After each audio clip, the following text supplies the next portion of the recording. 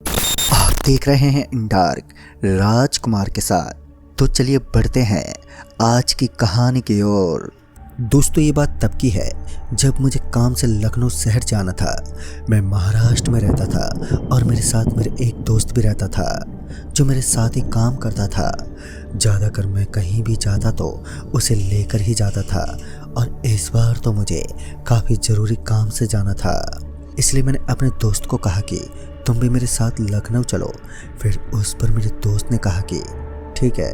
मुझे जल्दी ही लखनऊ पहुंचना था, इसलिए मैंने उसी दिन की ट्रेन की टिकट बुक कर ली थी, क्योंकि जिस समय हम लखनऊ जा रहे थे उस समय छुट्टियों का समय चल रहा था, जिस वजह से हमें टिकट मिलने में ज़्यादा मुश्किल नहीं हुई। पर मुझे नहीं पता था कि ट्रेन का सफ़र हमारी ज़िंदगी पर इतना प्रभाव करेगा। हमारी ट्रेन की टाइम रात के करीब 8 बजे की थी, इसलिए हमने जल्दी से तैयारी कर ली थी और हम स्टेशन के लिए निकल पड़े। जब हम लोग स्टेशन पहुंचे तब हमें पता चला कि हम आधा घंटा पहले ही वहां पर पहुंच चुके हैं। उसके बाद हम स्टेशन पर रुककर कुछ समय वहां पर टहलने लगे। इतने में ही हमने देखा कि लखनऊ की ट्रेन स्टेशन पर आ रही थी, इसलिए हमने अपना सामान जल्दी पकड़ लिया और ट्रेन रुकने के बाद हम ट्रेन में चढ़ गए। वैसे तो हमारी बोगी रिजर्व थी, लेकिन कुछ वजह से उसमें वेटिंग वाले लोग भी चढ़ गए थे। हम अपनी सीट पर तो बैठ गए थे, लेकिन वह बोगी वेटिंग वालों से पूरी तरह भर चुकी थी। मुझे अंदर से गुस्सा भी बहुत आ रहा था, क्योंकि उस ट्रेन में अब रत्ती भर भी जगह नहीं बची थी और मानो सीट से टॉयलेट तक जाना भी बहुत ही मुश्किल हो चुका था। लेकिन हम चाहकर भी कुछ कर नहीं सकते थे, इसलिए हमने खुद को ट्रेन में एडजस्ट किया था। फिर कुछ ही समय में ट्रेन चल चुकी थी। ट्रेन को चलते चलते अब काफ़ी रात हो गई थी और हमें नींद भी काफ़ी आ रही थी, इसलिए हम दोनों अपनी अपनी सीट पर सो गए थे। ट्रेन को चलते चलते अब 5 से 6 घंटे हो चुके थे और आधी रात भी हो गई थी कि तभी एक स्टेशन आने वाला था। लेकिन वो स्टेशन आने से पहले ही ट्रेन 2 किलोमीटर पीछे ही रुक गई कि तभी मेरा दोस्त उठा और मुझसे बोला कि मुझे ज़ोरों की टॉयलेट आई है, इसलिए मैं नीचे जाकर टॉयलेट करके आता हूँ। इसलिए मैंने उससे कहा कि तुम नीचे क्यों जा रहे हो, ट्रेन के टॉयलेट में चले जाओ। लेकिन उसने कहा कि वहाँ पर काफ़ी लोग बैठे हुए हैं और वहाँ का टॉयलेट साफ भी नहीं है, इसलिए मैं नीचे जाकर करके आता हूँ। तभी मैंने कहा कि ठीक है, पर ट्रेन चालू होने से पहले आ जाना। फिर मेरा दोस्त ट्रेन से नीचे चला गया और थोड़ी आगे एक झाड़ी थी, वहाँ पर वो टॉयलेट करने चला गया। फिर कुछ समय के बाद जब ट्रेन ने हॉर्न मारा कि तभी मेरा दोस्त ट्रेन में आ गया। लेकिन वह गया तो सामने के दरवाजे से था, लेकिन अब वह आया पीछे के दरवाजे से और उसके हाव भाव भी काफ़ी बदले से लग रहे थे। मुझे उसे देखकर काफ़ी अजीब लग रहा था, क्योंकि वह काफ़ी अलग तरीके से चल रहा था। इसलिए मैंने उससे पूछा कि तुम ठीक तो हो ना? तो उस पर उसने कड़क आवाज़ में कहा, हाँ मैं ठीक हूँ। उसके बोलने का ढंग भी काफ़ी बदला सा लग रहा था। फिर वह अपनी जगह पर आकर बैठ गया। उसके बाद ट्रेन तेज गति से वहाँ से चलने लगी और उस समय काफ़ी रात हो गई थी, लेकिन मैं तभी उठ चुका था। इसलिए मैंने सोचा कि चलो अपने दोस्त से थोड़ा बातें कर लेता हूँ। इसलिए मैं उससे कुछ बातें करने लगा, लेकिन मैं जब भी उससे कुछ पूछता तो उसके जवाब में वह हकलाते हुए बोलता था। इसलिए मैंने उससे पूछा कि तुम हकलाते हुए क्यों बोल रहे हो? तो उसने मुझे हकलाते हुए कहा कि नहीं, जब मैं नीचे उतरा था तब काफ़ी ठंड थी, इसलिए मेरी आवाज़ तुम्हें ऐसी सुनाई दे रही है। मैंने उस समय उस पर इतना ज़्यादा ध्यान नहीं दिया, पर मैंने सोचा कि वह सच ही कह रहा होगा।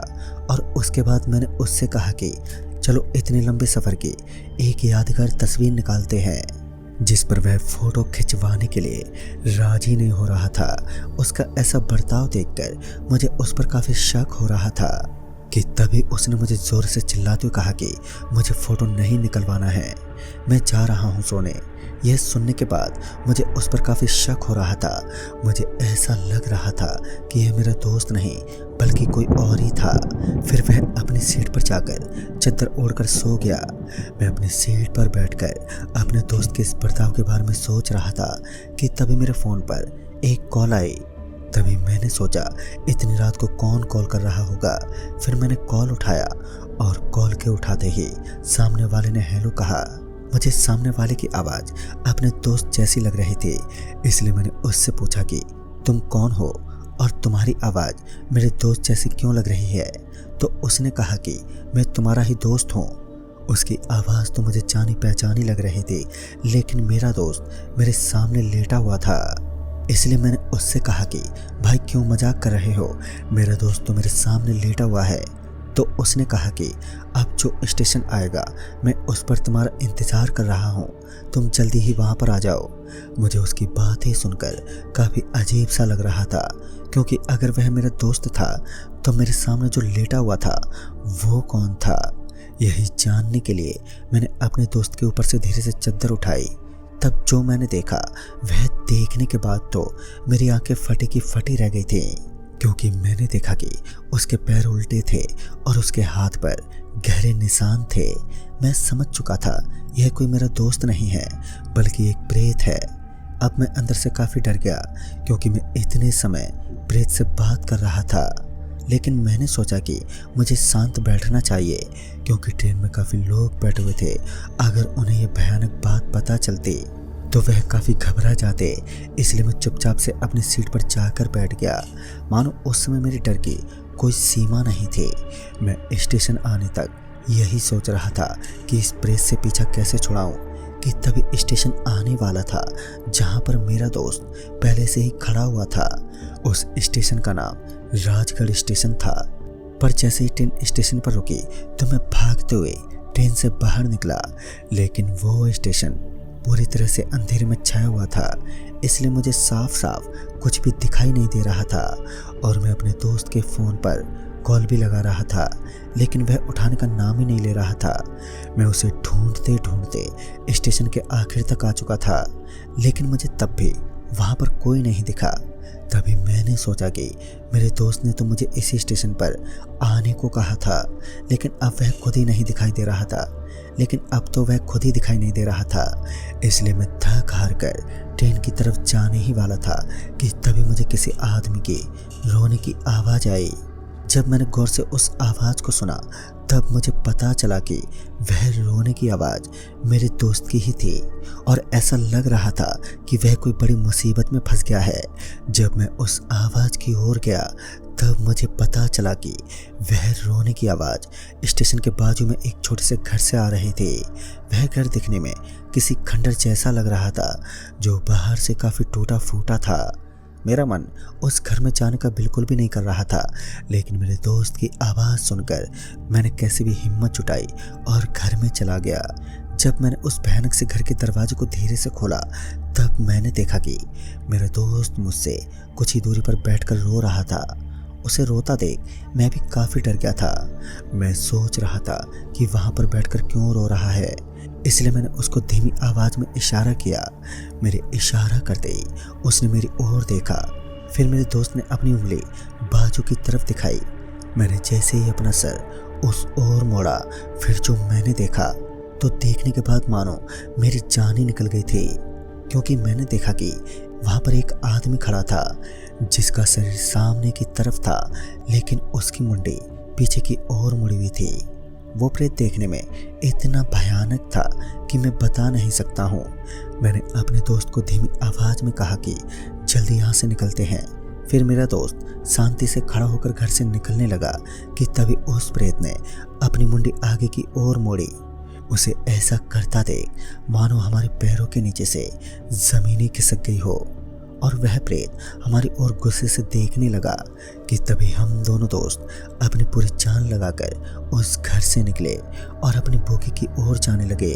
हम अपनी पूरी जी जान से वहाँ से भाग रहे थे, और हमें लग रहा था कि हमारे पीछे वह प्रेत भी भाग रहा है, इसलिए हम और भी घबरा गए थे कि तभी हमारी ट्रेन भी चलने ही वाली थी और धीरे धीरे आगे बढ़ रही थी। हम सोच रहे थे कि अगर हम कैसे भी अपनी बोगी में नहीं पहुंचे तो हमारा मरना तय था, लेकिन हम कैसे भी भागते हुए ट्रेन में चढ़ ही गए। ट्रेन में चढ़ते ही हम फौरन अपनी सीट पर जाकर बैठ गए। मुझे कुछ समझ ही नहीं आ रहा था कि ये सब हो क्या रहा है, इसलिए मैंने अपने दोस्त को कहा कि तेरे साथ क्या हुआ था और तू इस स्टेशन पर अकेले क्या कर रहा था।